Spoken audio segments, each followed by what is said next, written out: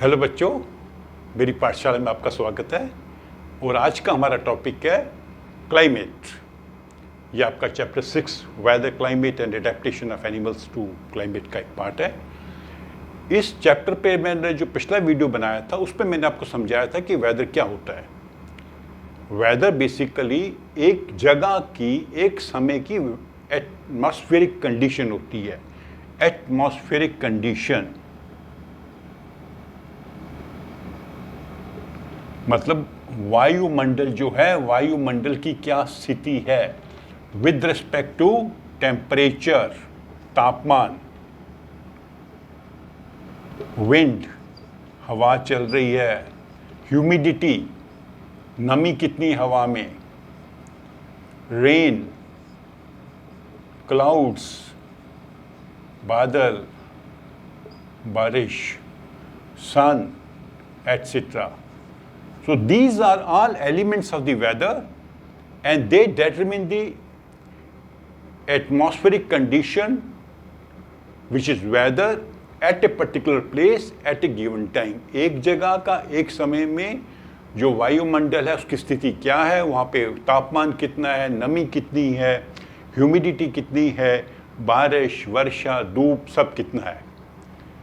और ये बड़ी जल्दी परिवर्तित हो सकता है, जैसे मैंने आपको समझाया था, कुछ घंटों में भी परिवर्तन हो सकता है। अब आते हैं हम क्लाइमेट के ऊपर। क्लाइमेट जिसको हिंदी में कहते हैं जलवायु। क्लाइमेट, जलवायु, ये भी हमें एटमॉस्फेरिक कंडीशन की जानकारी देता है, लेकिन ये वेदर पैटर्न होता है। पैटर्न का मतलब हम लंबे समय के लिए, से 25 साल के लिए या 30 साल के लिए एवरेज कंडीशंस निकालते हैं। एवरेज टेम्परेचर कितना रहा वहाँ का मैक्सिमम, एवरेज टेम्परेचर कितना रहा वहाँ का मिनिमम, रेनफॉल, वर्षा कितनी हुई, रेनफॉल कितना हुआ एवरेज, ह्यूमिडिटी कितनी थी। तो हर जो पैरामीटर है जिससे हम मौसम को समझते हैं, उस पैरामीटर का हम 25 साल का एवरेज निकाल लेंगे। तो ये बेसिकली एवरेज होता है। कैसे मैं समझाऊं आपको? जैसे हम देखते हैं कि हमने मान लीजिए देखना है कि जुलाई के महीने में दिल्ली में मैक्सिमम टेम्परेचर कितना रहता है। तो हम क्या करेंगे, 25 साल का मान लो हमने लेना है, तो हम 98 से शुरू करेंगे। तो 1998 में जुलाई महीने में 31 दिन की जो ऑब्जर्वेशन है, हर दिन का मैक्सिमम टेम्परेचर वो रिकॉर्ड होता है मौसम भवन वालों के पास, मौसम विभाग वालों के पास। तो हर दिन का मैक्सिमम टेम्परेचर लेंगे और सबको ऐड करके टोटल बनाएंगे और उसको 31 से डिवाइड कर देंगे, क्योंकि 31 दिन होते हैं जुलाई में। ये एवरेज निकल गया जुलाई का। ये मान लीजिए हमने 98 का निकाला, तो ये जुलाई 98 का मैक्सिमम टेम्परेचर का एवरेज हो गया, मैक्सिमम टेम्परेचर एवरेज, क्योंकि हमने 31 दिन का टेम्परेचर नोट करके उसको ऐड किया और 31 से डिवाइड कर दिया। ऐसे हम हर साल का एवरेज निकालेंगे, 99 का, 2000 का, चलते चलते 2022 तक आ जाएंगे। हमारे पास 25 एवरेज रीडिंग्स हो जाएंगी। फिर उस 25 का एवरेज निकालेंगे, सबको ऐड करके 25 से डिवाइड करेंगे, तो उसे कहेंगे दिल्ली का एवरेज टेम्परेचर ऑफ जुलाई। पहले हमने महीने का एवरेज निकाला, हर महीने का निकाल के उन एवरेजेस को फिर दोबारा एवरेज निकाला तो निकला। ऐसे अगर हमने ह्यूमिडिटी निकालनी है तो हर महीने की या हर साल की निकाल के हम ह्यूमिडिटी भी निकाल सकते हैं, रेनफॉल का एवरेज निकाल सकते हैं। तो उससे हमें पता चलता है कि यहाँ का दिल्ली का वेदर पैटर्न क्या है। बेसिकली इसे कहते हैं वेदर पैटर्न। और ये क्या होता है, average weather conditions of a place. किसी जगह की एवरेज वेदर कंडीशंस क्या है, वो वहां का एवरेज वेदर होता है। तो उसको कहते हैं हम जलवायु वहां की या क्लाइमेट। और ये क्लाइमेट किन चीजों पर निर्भर करती है? क्लाइमेट एक तो निर्भर करती है उस जगह का लैटिट्यूड पे। आपने ज्योग्राफी में पढ़ा होगा कि ये धरती है, सेंटर में इक्वेटर है, भूमध्य रेखा जिसको 0 डिग्री कहते हैं, और ऊपर नॉर्थ में जाएंगे तो ऊपर चलते जाएंगे, यहाँ पे 90 डिग्री नॉर्थ, साउथ में जाएंगे तो 90 डिग्री साउथ। तो जो सूरज की किरणें होती हैं वो हमेशा इक्वेटर के पास सीधी आती हैं। So therefore equator and the area near equator, जो इक्वेटर के आसपास का एरिया है वहाँ पर सूरज की किरणें सीधी आती हैं, सो दे रिसीव मोर इंसोलेशन, वहाँ ज़्यादा धूप पहुँचती है, धूप की एनर्जी ज़्यादा पहुँचती है। और जैसे हम नॉर्थ में जाएंगे ये किरणें टेढ़ी होती जाएंगी,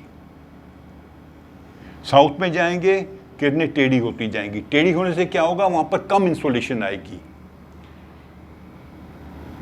तो एक जगह का लैटिट्यूड हमें बताता है कि वहाँ पर इंसोलेशन ज़्यादा होगी कि कम होगी, और उस पर निर्भर करेगा कि वहाँ की जलवायु कैसी होगी। दूसरा क्या डिसाइड करता है, उस जगह की ऊंचाई, एल्टीट्यूड। अगर हम 1000 फीट ऊपर जाएं सीधा बैलून में बैठकर तो 1 डिग्री टेम्परेचर कम हो जाएगा। मान लीजिए दिल्ली में अभी मान लीजिए टेम्परेचर 35 डिग्री है, अगर हम बैलून में बैठ के 1000 ऊपर जाएं, 1000 फीट ऊपर जाएं तो वहाँ टेम्परेचर 34 डिग्री से होगा नॉर्मली। तो ऐसे ही पहाड़ों पे हो जाते हैं, वहाँ मौसम ठंडा होता है।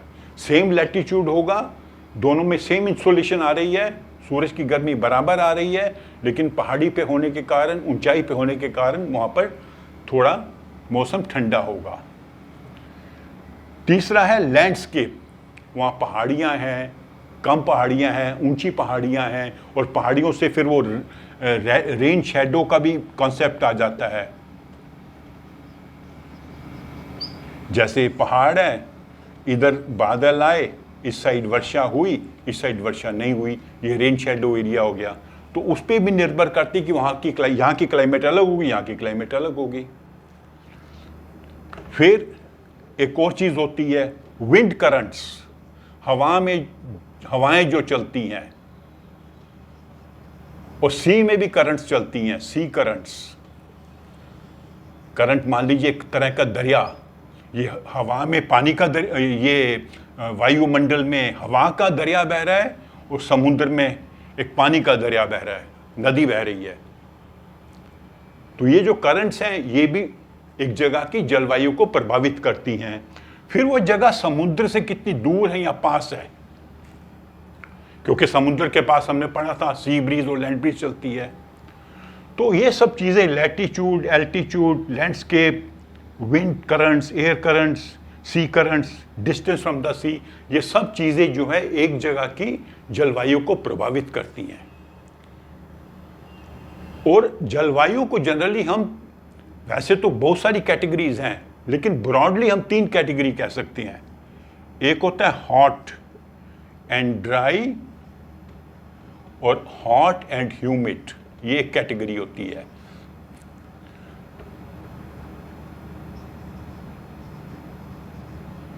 Hot and dry normally desert areas में होगी, hot and humid normally forest areas में होगी, जहाँ पर काफ़ी वाटर बॉडीज होती हैं और खूब वर्षा होती है।